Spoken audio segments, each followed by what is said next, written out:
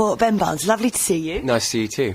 Deep in the depths of a comedy theatre in London, where you're doing your show Birdsong. Yeah, far, far underground. Very luckily, about 4 steps from the stage, my dressing room is. Very that's lucky. good. Very lucky. I always love going backstage in theatres because I find it kind of exciting. You like what goes on behind the scenes. Do you like that side? Yeah, I whenever I've got a friend or something who's in a play and you go back and you see, and I always get really excited about seeing all the, multiples of props lined up and different, sort of rows of clean shirts on the rails. Always, I think it kind of appeals to my sort of obsessive compulsive side, but I kind of. I still find that very exciting. I'd like to explore the obsessive-compulsive side, but I want to talk about the show first. And I'm really excited about being in a dressing room because you've got your costumes here lined up. Original jackets? Original jackets, yeah. The costume designer actually found an original Burberry army jacket, and unbelievably, it sort of fit me perfectly. So yes, I'm clad in original army for World War I Burberry. That is so fascinating that Burberry did the jackets for World War I. I know, and then also I found out. I think not for World War I, but I think for World War II, Hugo Boss did the German uniforms. Yes, he did. I knew that one actually because my husband told me that. It's kind of just sort of fascinating contradiction. These sort of labels that people admire and love and sort of find aesthetic beauty in, represent something so entirely unnecessary and vicious. It's kind of actually a similar message to that you'll find in Birdsong, the book and the play. No, absolutely. I just said to you, luckily for you, that khaki green is the colour of the season. You were like, you're talking to the wrong person here. I don't, absolutely not a clue. Not a clue. Because some actors get involved in that side of things, and I'm sure you get offered, by designers for your premieres and things like that to dress you, but it's not something you're into. Well, that part of it's very nice, but mostly because it means I don't have to just make any decisions. Somebody rings me and I go visit some people and they say, would you fancy wearing this for this? And I say, absolutely I would, because that means I don't have to go shopping, which is one of my sort of ultimate dreads in life, clothes shopping. So if someone can sort of clad me in something for a particular evening and it looks halfway decent, I'll be a very happy boy. So is that something you don't really do now, shopping? Do you just try and avoid it at all costs? I do try to avoid it, and if I have to do it, I'll binge. I'll go, and do one day in a year and just buy things that I desperately need. Are you, you're very well known now, particularly because of the Narnia films. So is it easy for you to walk around and do that? It's much easier than you think. I think because sort of fame and recognition come principally from exposure and from seeing people on the telly every week or in magazines every week, and I think most people probably have only seen me in 1, 2 or 3 things, so it's only sort of 6 hours of their life really. And also I look quite different, I think, in most of the different things I've done, but I think the sort of people who know me are very spread out around the world as well. It's not sort of very London-centric, so it's not like I can't sort of walk around my hometown. But at the same time, what is lovely about that is that, I can come out the stage door last night after the show, and there's a few people who've flown in to see the play from Brazil and a few from Japan, and that's that means the world to me. Absolutely. I always wonder what it must be like to know that you're known throughout the world. Well, it's wonderful, and they'll hand you a little letter, and saying, I flew in all the way from Japan just to see this, and I really enjoyed it or whatever, and that's the whole point as far as I'm concerned. Because of the those films, you do get very avid fans. I mean, it's the level of hysteria, particularly around those movies. You're right. You're absolutely right, and it's the same for all those different franchises, the Potters and everything. But what is great, for me personally, in terms of the people who've supported me, starting with those films, is that I've gone on to do completely different genres and styles, because that is what excites me as an actor, to sort of morph and change and do as many different things as I possibly can. So to go on and have those people who enjoyed Narnia to go and enjoy Easy Virtue or Bigger Than Ben, or a play like Birdsong, which is entirely different, sort of much more adult, to have them come and support me in that and enjoy that just as much, you know, as they do the Narnia films where it started, then that's the real thrill for me. Yeah, no, I bet it is. So let's talk about Birdsong then. You just said that, you know, you've got this vintage Burberry jacket, and an original jacket from World War I, and it fit you. There seems to be quite a lot of fate that's been going on with this play, because you read the book, didn't you, and you really wanted to do it, and then met the author, and he said that you looked incredibly like the character. Yeah, that was very strange. I met actually to audition for the film version of this several times, when they were trying to make a film of it, and it's never been able to sort of come to fruition because of all the different ingredients needing to be right at the same time. But then I got a phone call while I was in America, actually, saying Trevor Nunn's going to do Birdsong on stage. And I just thought, well, that's equally wonderful, if not better. Because I'd always felt like, I think particularly if you're an actor and you read a book and there's a sort of tall, slim, dark Englishman in his 20s, you kind of think, if they ever made a film of this, that could be me. And so I always felt a sort of affinity with this character, but I think that's to do with this sort of brilliant first-person narration that Sebastian Faulks has affected in the novel. I think anyone who reads the novel, whether even if you're a sort of 14-year-old girl, you're still going to empathise with Stephen in some way, because that's how it's supposed to make you feel. But then when I met Sebastian, who was just the most wonderful, warm man, he came to see our very first run through the whole play in the rehearsal room, and he said something like, "It's nice to finally." Oops! There goes the phone. Loving the ring. Embarrassingly, that's the Entourage theme tune. He said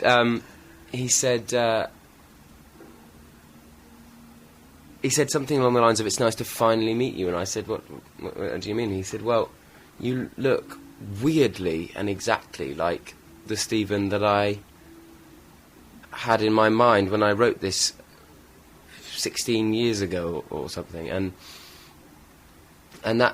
even though the story is, I mean, the characters are fictional.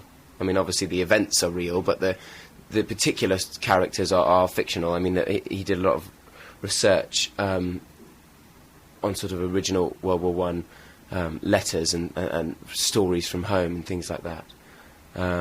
But the characters themselves are entirely fictional, but it was still a huge, sort of felt like a huge privilege to be, to resemble someone that's out of his imagination, because it is such a wonderful imagination that he has. Yeah, I know. I haven't read the book, and you're making me really want to read it. Now, I really... It's so beautiful and haunting and terrifying at the same time. It's one of only about 3 books ever that have just made me cry.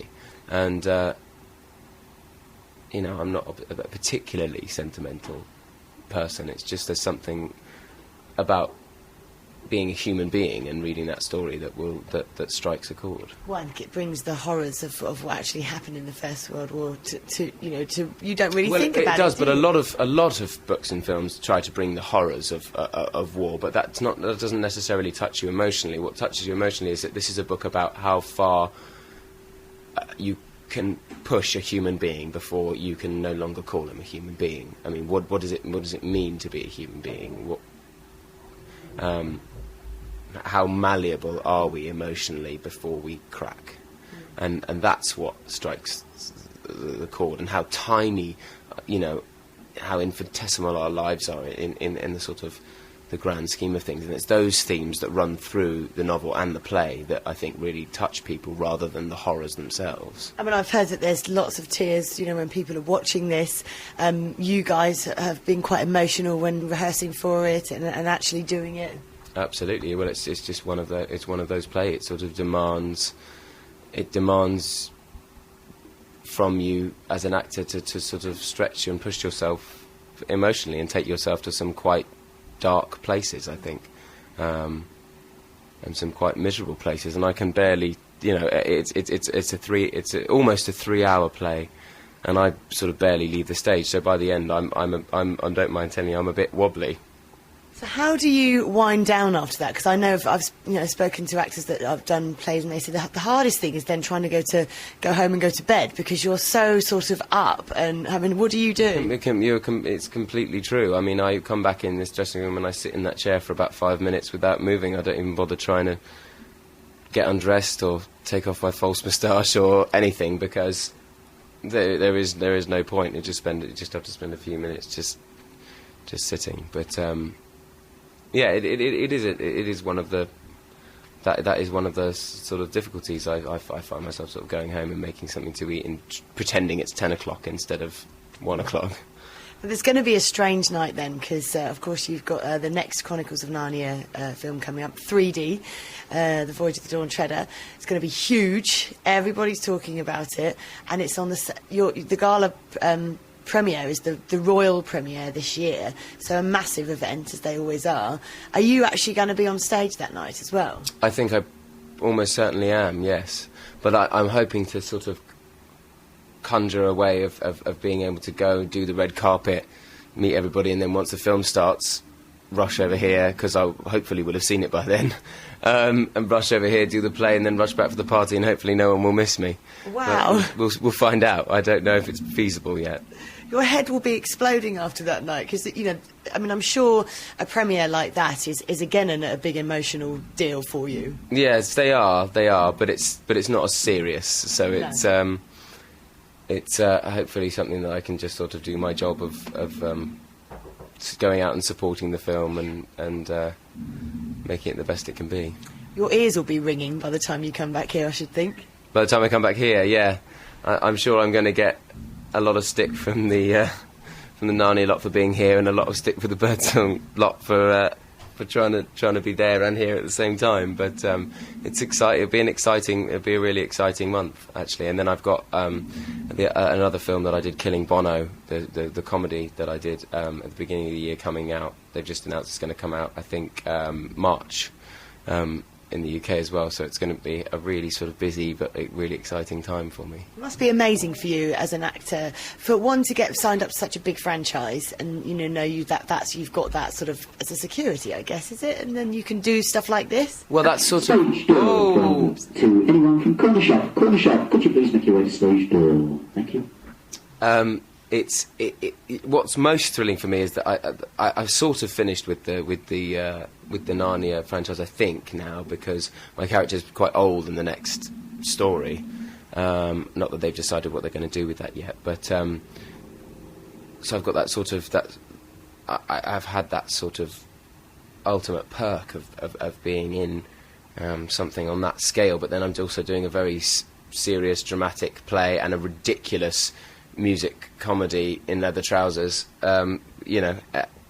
as well. So that having that sort of variety in the same year is the whole reason that I'm doing this job in the first place, and I couldn't be happier at the moment. Okay, two final questions about the films. Firstly, with doing Narnia, you're very impressive on screen with your sword fighting. Is that something you enjoy, and is that something you're going to keep up? Do you like doing that? It's something that I didn't get to do enough training of for the first one, because I spent so much time having to learn how to horse ride.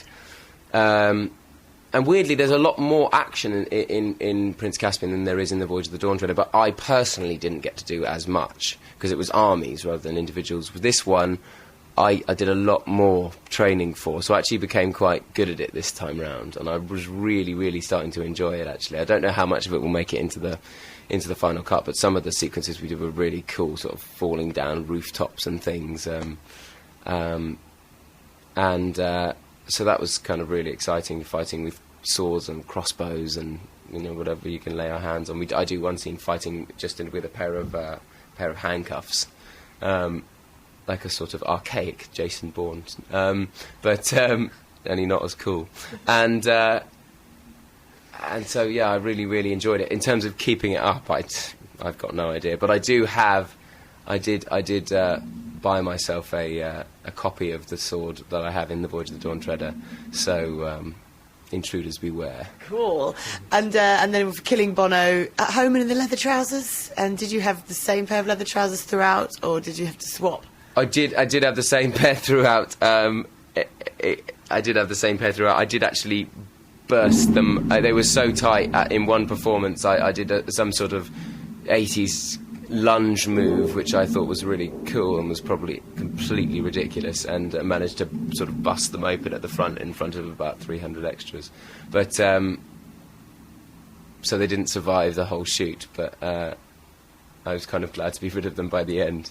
I think that's something your fans would be very happy to hear about. Thank you so much. It's been lovely to see you, Ben. Thank you. Lovely to talk to you. Thanks.